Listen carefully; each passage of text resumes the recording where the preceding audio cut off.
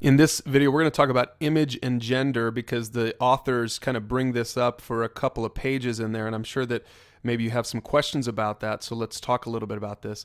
Maybe some questions you've had are, well, wait a second, is God male? Was only Adam created in the image of God, or was Eve also?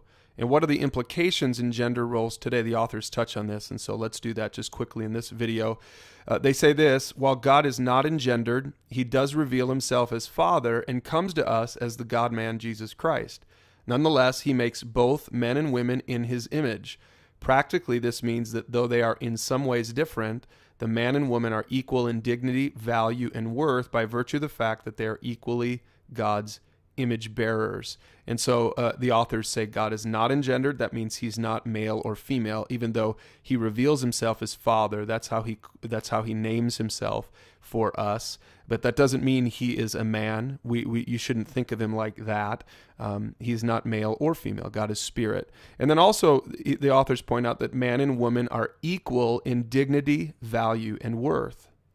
Now they go on and explain this. They say, practically speaking, this biblical teaching, which is called complementarianism, does not mean that a husband is in ultimate authority. God is, and other authorities are over the man, such as the state and church government. So we're going to talk a little bit about gender roles now. And again, full disclosure, the authors are complementarians. So let's let them explain what that means as we go through this paragraph here.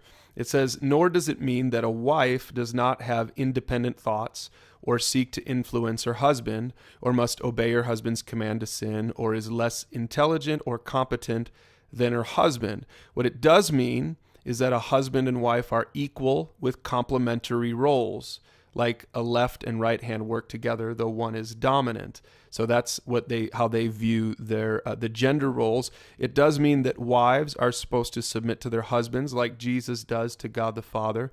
That husbands are to lovingly lead their wives, as Jesus does the church. That a woman should only marry a man she respects and trusts enough to follow, and that marriage is supposed to reflect something of the Trinity and the gospel, where Jesus pursues us in love and takes responsibility for us as an example to husbands and fathers.